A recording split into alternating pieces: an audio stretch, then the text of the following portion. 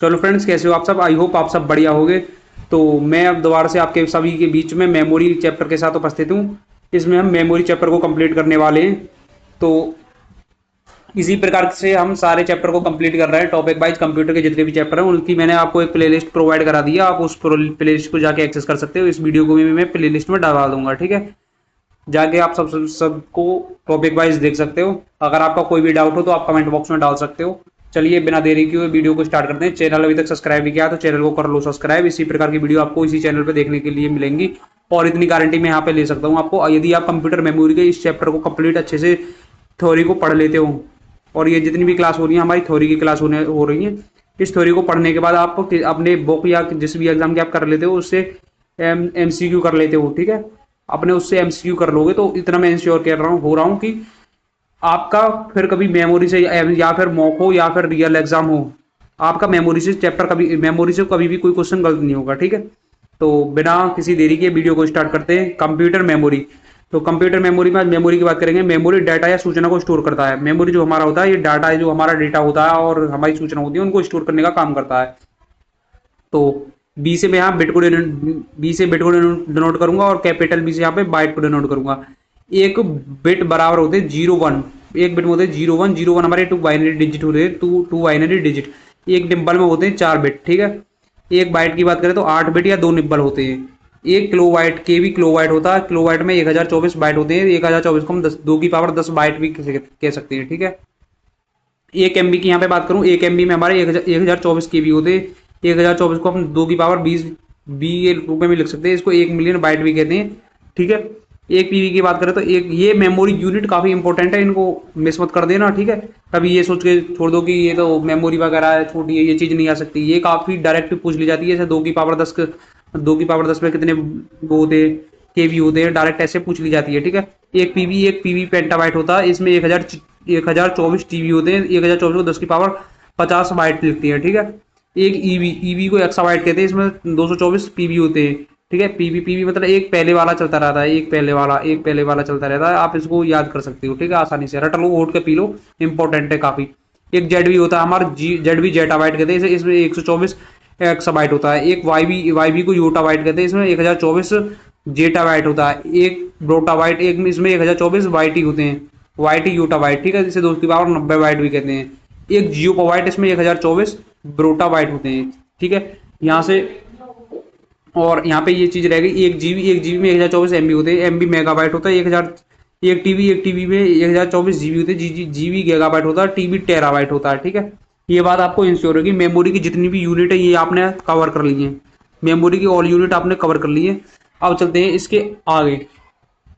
यहाँ पे एक शॉर्ट नोट से इसको डाला हुआ है। सबसे छोटी जो इकाई है वो जियोपाबाइट है। सबसे बड़ी इकाई की बात करें तो वहां पे सबसे छोटी इकाई की बात करें तो वो यहाँ पे बिट है। और सबसे बड़ी इकाई जियोपाबाइट है, ठीक है। ये चीज दोनों आपको याद रखनी है अच्छे से। अब बात करते हैं क्लासिफिकेशन ऑफ मेमोरी। मेमोरी को कितने भागों में वर्गीकृत किया गया है, वर्गीकृत बोल सकते हो, ठीक है। मेमोरी के वर्गीकरण की यहाँ पे बात करें तो इस प्रकार से इसका वर्गीकरण किया है। मेमोरी को 2 भागों में बांटा गया है। पहला हो गया प्राइमरी मेमोरी और सेकंड की बात करें, सेकंड हो गया हमारा सेकेंडरी मेमोरी। अब प्राइमरी मेमोरी हमारी आंतरिक मेमोरी होती है। ये कंप्यूटर जो आपके सिस्टम होते हैं, सिस्टम के इंटरनल मेमोरी कहते हैं इसको। ये सिस्टम के अंदर लगी होती है। और ये भी 2 टाइप की होती है, इसके बारे में बात करेंगे। इससे पहले इसको डाल लेते हैं। ये बाहरी मेमोरी है, बाहरी रूप से ये कंप्यूटर में यूज की जाती है। इसको एक्सटर्नल मेमोरी, एक्सटर्नल या एक्सिक्यूलरी मेमोरी के नाम से भी जाना जाता है। ये चीज आपको याद रखनी है। अब बात करते हैं, इसको भी हमारे यहाँ पे 3 भागों में बांटा गया है। 3 भाग हो गए कौन कौन से? फ्लैश स्टोरेज हो गया, ऑप्टिकल स्टोरेज हो गया, मैग्नेटिक स्टोरेज हो गया। सबसे पहले अब हम इसकी बात कर लेते हैं रैम की। यहाँ पे प्राइमरी मेमोरी को 2 भागों में बांटा गया है। एक तो रैम हो गया, सेकंड होगा रोम। रैम की फुल फॉर्म होती है रैंडम एक्सेस मेमोरी। रोम की फुल फॉर्म होती है रीड ओनली मेमोरी। इस बात से आपको क्लियरिटी होगी, ठीक है। ये बात आपको क्लियर है, मैं आपको कई बार बता चुका हूँ। रैम के भी यहाँ पे 2 पार्ट होते हैं, एस रैम और डी रैम। एस रैम को हम static random access memory, D से डायनेमिक रैंडम एक्सेस मेमोरी, इनकी फुल फॉर्म होती है, ठीक है। स्टैटिक जो मेमोरी है ये मैं बता दूं ये कहाँ पे यूज की जाती है। अगर इसके आपका यूज पूछ ले, इसका यूज तो ये जो हमारे एरोप्लेन वगैरह उड़ाए जाते हैं तो इनको कंट्रोल, जो इनके कंट्रोल टावर होते हैं उनमें स्टैटिक रैम का यूज किया जाता है। और स्टैटिक रैम की एक खासियत हो रही है, इसे बार बार रिफ्रेश की जरूरत नहीं होती। रिफ्रेश की जरूरत इसे नहीं होती। डायनेमिक, वहीं पे मैं डायनेमिक रैम की बात करूँ तो डायनेमिक रैम वो है जो हमारे नॉर्मल कंप्यूटर में यूज़ की जाती है, नॉर्मल कंप्यूटर या पीसी में यूज़ की जाती है, और इसे बार बार रिफ्रेश करने की आवश्यकता पड़ती है। ये बात आपको क्लियर हुई होगी, ठीक है। अब रोम की बात करें तो यहाँ पे रोम के 3 टाइप होते हैं, पी रोम, ईपी रोम और ई पी रोम। अब ये रोम, ठीक है, रोम क्लियर हो गई आपको।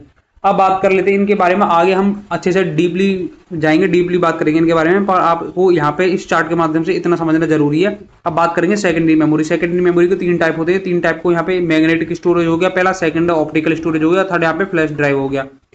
यहाँ पे मैग्नेटिक स्टोर में एचडीडी आ जाता है, फ्लॉपी डिस्क, मैग्नेटिक टेप, ये तीनों हमारे यहाँ पे मैग्नेटिक स्टोरेज में आते हैं, और सीडी में कॉम्पैक्ट डिस्क और डीवीडी, ये दोनों हमारे आ जाते हैं ऑप्टिकल स्टोरेज में। ये दोनों आप बात आपको याद रखनी है। फ्लैश स्टोरेज हमारे पेन ड्राइव, मेमोरी कार्ड, जैसे हमारे यहाँ पे ये सारी चीज हमारे जो बाहर से यूज की जाती है, बाहर से तो ये यूज की जाती है यही, तो इसमें पेन ड्राइव और हमारे मेमोरी कार्ड ये दोनों आ जाते हैं हमारे फ्लैश मेमोरी में, ठीक है। इतनी बात आपको चार्ट से ये चीज क्लियर हुई होगी कि ये मेमोरी किस प्रकार से इनका वर्गीकरण किया गया। अब इनके बारे में आगे हम डीपली बात करेंगे। बात कर लेते हैं सबसे पहले primary memory. Primary memory computer कार्य करने के लिए प्राइमरी मेमोरी की आवश्यकता होती है, प्राइमरी मेमोरी की आवश्यकता होगी, ठीक है। No semiconductor memory, primary memory को सेमीकंडक्टर मेमोरी के नाम से जाना जाता है, इंपॉर्टेंट है, मार्क करना, ठीक है, स्टार मार्क करना। एक्सिस टाइम माइक्रो सेकंड होता है, इसका एक्सिस जो टाइम होता है माइक्रो सेकंड होता है, इसको वोलेटाइल मेमोरी कहते हैं, वोलेटाइल और सेमीकंडक्टर नाम से भी जाना जाता है। सेमीकंडक्टर मेमोरी में आपको पहले ही बता चुका हूँ, वोलेटाइल हमारे रैम जो होती है हमारी वोलेटाइल मेमोरी होती है, ये भी मैं आपको ऊपर बता चुका हूँ। बात करते हैं, हाँ, प्राइमरी मेमोरी, और जो प्राइमरी मेमोरी हमारी होती है ये हमारी, ये बता दी मैं, वोलेटाइल मेमोरी। और यहाँ पर रैम की बात की गई है, ठीक है। रैम हमारी टेम्परेरी मेमोरी होती है, ऊपर कर लेता हूँ मैं। रैम हमारी टेम्परेरी मेमोरी होती है, लाइट ऑफ करने पर मौजूदा डाटा नष्ट हो जाता है, इसे लाइट ऑफ कर देंगे मौजूदा डाटा नष्ट हो जाएगा।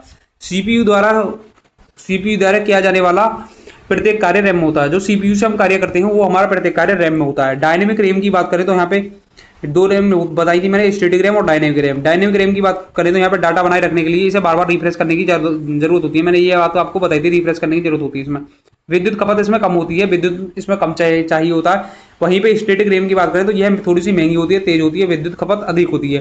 तेज इसलिए होती है, तेज पर बताती है स्पीड, चूंकि ये टावर वगैरह उसमें यूज की जाती है, जहाँ एरोप्लेन वगैरह उड़ाई जाती है, मौसम विभाग वगैरह में यूज की जाती है, सटीक डेटा एंड उसके लिए यूज की जाती है। आप मानो एरोप्लेन वगैरह वो वहाँ पे सेंटर पे दिखा रहा है, एरोप्लेन की स्थिति दिखा रहा है, मानो इसे रिफ्रेश करने की जरूरत पड़ेगी, इतने में एरोप्लेन कहीं से कहीं पहुंच जाएगा, तो इसलिए इसे इस रिफ्रेश करने की जरूरत नहीं होती, और रिफ्रेश इसलिए ये महंगी होती है, थोड़ी सी विद्युत खपत अधिक करती है। आई होप ये दोनों बात आपको क्लियर हुई होंगी, ठीक है। आगे चलते हैं, आगे हम करेंगे रैम का आविष्कार किसने किया था। रैम रोम दोनों का आविष्कार किया था हमारा रॉबर्ट डेनियार्ड ने, इन दोनों का आविष्कार किया था। वहीं पे रोम की बात करूं तो रोम की प्रॉपर्टी वॉर्म प्रॉपर्टी की होती है, रोम की यहाँ पे फुल फॉर्म मेंशन की गई है, राइट वन रीड मैनी, ये यहाँ पे फुल फॉर्म है रोम की, WORM, वॉर्म की, ठीक है। परमानेंट मेमोरी होती है, नॉन वोलेटाइल मेमोरी होती है, सप्लाई बंद होने पर डेटा नष्ट नहीं होता, ये चीज आपको यहाँ पे मेमोरी की, रोम की याद रखनी है, ठीक है। अब रोम के बारे में यहाँ पे कुछ और बात करें, रोम में उपस्थित स्थायी प्रोग्राम वायूज के, रोम में जो हमारा उपस्थित स्थायी प्रोग्राम होता है उसको वायूज कहते हैं। और वायूज की यहाँ पे मैं फुल फॉर्म की बात करूं तो वायूज की यहाँ पे फुल फॉर्म होती है बेसिक इनपुट आउटपुट सिस्टम।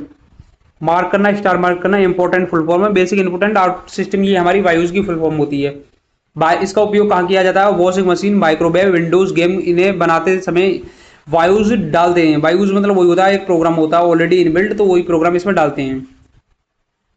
अब बात कर लेते हैं वायूज, कंप्यूटर का पहला प्रोग्राम जो सबसे पहला चलेगा, ये जैसे कंप्यूटर स्टार्ट करते हैं तो ये सबसे पहले हमारा वायूज का काम करेगा, ठीक है, सबसे पहले स्टार्ट होगा। कंप्यूटर में बूट अथवा शुरू करने हेतु इसका उपयोग किया जाता है, नोएस पोर्ट नेम, इसे पोर्ट नेम से भी जानते हैं, पावर ऑफ सेल्फ स्टार्ट, ठीक है। अब चलते हैं आगे। अब रैम के बारे में, यहाँ पे रैम की 3 पार्ट में डिवाइड किया हुआ था, ये आपने ऊपर देखा था चार्ट में, तो यहाँ पे पी रोम, ईपी रोम और EEP रोम, ठीक है। पी से प्रोग्रामेबल रीड ओनली मेमोरी हो जाएगा, रीड ओनली मेमोरी बनाते समय खाली बनाई जाती है ये, ठीक है, ये बात आपको याद रखनी है। इसे इरेजेबल रीड ओनली मेमोरी हो जाएगा, ठीक है, बार बार मिटाकर लिखा जा सकता है इसे, ठीक है। अल्ट्रावायोटिकल रे भी, इसे अल्ट्रावायोटिकल रे से मिलकर बना होता है, शायद ये ऐसे है कुछ। EEP रोम इलेक्ट्रॉनिक इलेक्ट्रॉनिक ईपी रोम कहलाता है। इसे प्रोग्राम को विद्युत की मदद से बनाया जाता है, ठीक है। Known as flash memory, double EPROM को हम फ्लैश मेमोरी के नाम से भी जान जाते हैं, ठीक है। वोलाटाइल मेमोरी, लाइट जाने पर डेटा साफ, लाइट जाने पर डेटा नष्ट हो जाता है। इन्हें जैसे रैम हो गया, एसपी रोम हो गया, डी रोम हो गया, रजिस्टर या कैश मेमोरी होगी, इनका लाइट जाने पर डाटा नष्ट हो जाता है, ठीक है। इन्हें वोलाटाइल मेमोरी कहते हैं। अब नॉन वोलेटाइल मेमोरी, इसमें वोलेटाइल मेमोरी में तो डेटा नष्ट हो जाएगा, ठीक है। और नॉन वोलेटाइल में हमारा डेटा डेटा डिलीट नहीं होगा, ठीक है, लिख रहा है नो डिलीट लाइट जाने पर। जैसे ये होता है SSD card, hard disk, floppy disk, ये बाहर से जोड़े जाते हैं, इनमें डेटा नष्ट नहीं होता, ठीक है। ये चीज आपको क्लियर हुई होगी, ठीक है। अब बात करते हैं रजिस्टर मेमोरी। रजिस्टर मेमोरी हमारे होता क्या है, रजिस्टर की बात आई थी। रजिस्टर, इसका उपयोग सीपीयू द्वारा तुरंत निर्देश स्वीकार करने के लिए किया जाता है, ठीक है। इतनी बात क्लियर होगी। कंप्यूटर में 7 प्रकार के रजिस्टर होते हैं। इंपॉर्टेंट है मार्क करना, कितने प्रकार के होते हैं, डायरेक्ट पूछ सकता है। 7 प्रकार के रजिस्टर होते हैं। अब 7 प्रकार के रजिस्टर होते हैं कौन कौन से। एक तो हो गया हमारा एक्यूमुलेटर, डाटा रजिस्टर, मार, एमडीआर, बात कर लेते ऊपर कर लेता हूं मैं, एमडीआर प्रोग्रामेबल कंप्यूटर, सीआईआर और आईबीआर। इनकी फुल फॉर्म काफी इंपॉर्टेंट है यहाँ पे। जैसे एमएआर हो गया मेमोरी एड्रेस रजिस्टर, एमडीआर हो गया memory data register, programmable computer, CIR से हो गया करंट इंटीग्रेटेड रजिस्टर, आईबीआर से हो गया इंटीग्रेटेड बफर रजिस्टर। ये चीज आपको क्लियर होनी चाहिए, सारी फुल फॉर्म आपको एकदम रटी हुई होनी चाहिए, स्टार मार्क कर लेना इन पे। और डाटा रजिस्टर की बात करें तो इसका उपयोग माइक्रो कंप्यूटर में किया जाता है। अब नेक्स्ट बात करें एमएआर की, मेमोरी लोकेटर स्टोरेज मेमोरी लेने में, ठीक है, मेमोरी वगैरह लेते हैं उसके लिए इसका यूज किया जाता है। MDR transfer storage the data in memory, storage को डेटा इन मेमोरी के लिए इसका यूज किया जाता है। एड्रेसिंग की बात करें, कंप्यूटर प्रोग्रामिंग की बात करें तो एड्रेसिंग रजिस्टर मार्क में भेजने के लिए, ठीक है, मार में भेजने के लिए। मार क्या होता है, हमारे मेमोरी एड्रेस रजिस्टर में भेजने के लिए। सीआई और होता है हमारा करंट। इनकी फुल फॉर्म काफी इंपॉर्टेंट है, फुल फॉर्म याद रखना, वैसे ज्यादा इनके बीच में ज्यादा डीप जाने की जरूरत नहीं है, इतना डीपली नहीं पूछता है बेसिकली। बात करते हैं यहाँ पे register memory. Register memory important है, इंपॉर्टेंट मार्क करना। कंप्यूटर की सबसे तेज मेमोरी, रजिस्टर में सबसे तेज मेमोरी होती है, सबसे छोटी और सबसे तेज मेमोरी होती है, छोटी और तेज मेमोरी होती है। टेम्परेरी मेमोरी होती है, ये हमारी टेम्परेरी मेमोरी होती है। अब यहाँ पे कुछ यहाँ पे सीपीयू का काम दिया हुआ है, सीपीयू कंट्रोल यूनिट होता है, फिर उसके बाद मेमोरी यूनिट में डाटा जाता है, फिर उसमें कैश और रजिस्टर ये यहाँ पे लगे होते हैं। इनकी ये दिशा दिखाई गई है, कहाँ पे ये होती है रजिस्टर मेमोरी। कैश मेमोरी होती है हमारी special type of fast memory होती है, प्राइमरी मेमोरी कहते हैं इसे। बार बार उपयोग में आने वाली डाटा को कैश मेमोरी में रखा जाता है, जो बार बार हाल ही में उपयोग किया जाता है। जैसे हम टास्क बार में कंप्यूटर यूज कर रहे हैं, टास्क बार में हमारे जो नीचे ऐप खुले होते हैं ये बार बार यूज में आते हैं, तो उसके लिए हमारी कैश मेमोरी में रखा जाता है उनके डेटा को, ठीक है। सीपीयू और रैम के मध्य स्थित होती है, ये सीपीयू और रैम के मध्य स्थित होती है। जैसे जैसे सीपीयू ये रहा और रैम हमारी यहाँ पे ये होगी, तो इसके लिए बीच में ये कैश मेमोरी यहाँ पे हो सकती है, डायग्राम देख सकते हो। फिर प्राइमरी मेमोरी और सेकेंडरी मेमोरी ऐसे बाहर होती है, ठीक है। ये बात क्लियर हुई। सीपीयू डायरेक्ट डेटा कैसे लेता है, सीपीयू जो हमारा होता है ये डायरेक्ट डेटा कैसे लेता है। सीपीयू सबसे नजदीक है, क्योंकि सीपीयू की सबसे नजदीक है इसलिए ये डाटा लेता है। अब सेकेंडरी मेमोरी, प्राइमरी मेमोरी की बात होगी, अब बात करेंगे सेकेंडरी मेमोरी की। सेकेंडरी मेमोरी के साथ यहाँ पे जाएंगे हम। और सेकेंडरी मेमोरी परमानेंटली स्थायी प्रवृत्ति की होती है। ये जितनी हमारी मेमोरी होती है स्थायी प्रवृत्ति की होती है, इनमें से डेटा नष्ट नहीं होता लाइट जाने पर, ऐसा कुछ नहीं होता इनमें, ठीक है। इन्हें सहायक मेमोरी या बैकअप मेमोरी, एक्सटर्नल मेमोरी के रूप में भी जाना जाता है। सहायक मेमोरी जैसे इन्हें लगा लेते हैं, जैसे पेन ड्राइव हो गया हमारा, क्या कहते हैं उसे, मेमोरी कार्ड हो गया, ये हमारी सहायक मेमोरी के रूप में भी काम करती है, क्योंकि ये हेल्प करती है डेटा के लिए, हमारे डेटा स्टोर करने के लिए। बात करेंगे मैग्नेटिक स्टोरेज क्या होता है। यहाँ पे मैग्नेट माध्यम से डेटा स्टोर होता है, जो मैग्नेट के माध्यम से यहाँ पे डेटा स्टोर होता है। एग्जाम्पल की बात करें, यहाँ पे एग्जाम्पल दे रखे, फ्लॉपी डिस्क हो गया, हार्ड ड्राइव हो गया, जिप फाइल हो गया, ये हमारे मैग्नेट के हिसाब से डेटा को स्टोर करती है। बात करें ऑप्टिकल स्टोरेज की, ऑप्टिकल स्टोरेज, इसमें डेटा को लेजर से लिया जाता है। डेटा को लेजर से किस में लिया जाता है, ये ऑप्टिकल स्टोरेज में लिया जाता है, ऐसे डायरेक्ट हो सकता है। आओ बात करें, डेटा बाइनरी फॉर्म में संग्रहित होता है। इसमें जो डेटा संग्रहित होता है वो बाइनरी फॉर्म में संग्रहित होता है। एग्जाम्पल की बात करें, सीडी रोम हो गया, डीवीडी हो गया, वॉर्म हो गया। वॉर्म की यहाँ फुल फॉर्म दे रखी है, right one read only memory. Full form important हो जाती है, इंपॉर्टेंट बात कर लेना इस पे। चलते हैं नेक्स्ट आ गया हमारा फ्लैश मेमोरी। फ्लैश मेमोरी क्या है, सहायक मेमोरी होती है, विद्युत की सहायता से मिटाया जा सकता है। पुनः प्रोग्राम को लोड किया जा सकता है, इसमें प्रोग्राम जो होता है हमारा उसको पुनः लोड किया जा सकता है। एग्जाम्पल यहाँ पे कुछ इसके दिए गए हैं, पेन ड्राइव हो गया, एसएसडी कार्ड हो गया, मेमोरी कार्ड हो गया, डिजिटल कैमरा हो गया, स्मार्टफोन हो गया, लैपटॉप हो गया। इनके डेटा को विद्युत की सहायता से मिटाया जा सकता है। जैसे हम एसएसडी कार्ड या मेमोरी कार्ड को फॉरवर्ड करते हैं, ये तो दोनों आपने काम किए होंगे, पेन ड्राइव को फॉरवर्ड वगैरह मारते हैं, तो आपको पता होगा कि किस प्रकार से इसको विद्युत की सहायता से मिटाया जा सकता है। एफडीडी की बात करें तो यहाँ पे होता है एफडीडी की floppy disk drive, second name इसका होता है फ्लॉपी डिस्क टेज। ठीक है, ये बात आपको याद रखनी है, फ्लॉपी डिस्क का सेकंड नाम क्या होता है।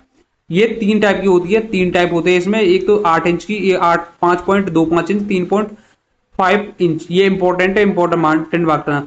8 इंच की 80 केबी की होती है, 300 केबी से 1.2 MB के बीच में होती है। और 3 इंच की ये 730 केबी से 1.44 MB के बीच में होती है। ठीक है, अब ये इंडेक्स होल का संबंध है फ्लॉपी डिस्क से। ये बात आप, ये इंपॉर्टेंट फैक्ट था, मतलब मॉक टेस्ट वगैरह देते टाइम मैंने देखा था इसको शायद, ये इम्पोर्टेंट, इस क्वेश्चन को मॉक टेस्ट में देखा था मैंने शायद। इंडेक्स होल का संबंध फ्लॉपी डिस्क से है, ऐसे डायरेक्ट ऐसे स्टेटमेंट वाइज में पूछा था या फिर किसी में पूछा था, ये पर मैंने मॉक टेस्ट में देखा था। अब यहाँ से जो सारी बात आपको क्लियर हुई, चलते हैं नेक्स्ट।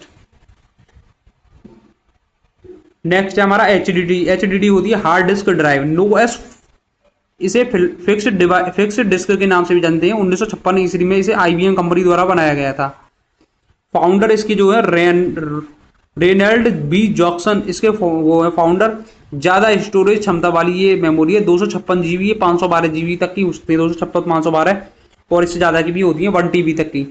हार्ड डिस्क के अंदर एक डिस्क घूमती है जिसे हम आरपीएम कहते हैं। आरपीएम यहाँ पे हो गया रिवॉल्यूशन पर मिनट, इसकी फुल फॉर्म होती है आरपीएम की फुल फॉर्म रिवॉल्यूशन पर मिनट। ठीक है, में रिवॉल्यूशन हार्ड डिस्क की जो हमारी स्पीड होती है रिवॉल्यूशन आरपीएम में नापते हैं। ठीक है, ज्यादातर डिस्क 5400 आरपीएम से 7200 आरपीएम की बीच होती हैं।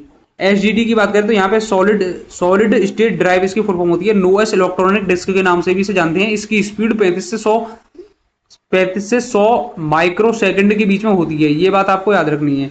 हार्ड डिस्क में से ज्यादा स्पीड व स्टोरेज रखती है, ये हार्ड डिस्क जो होती है, इससे हार्ड डिस्क हमारी ये वाली, इससे ज्यादा स्पीड एंड स्टोरेज रखती है।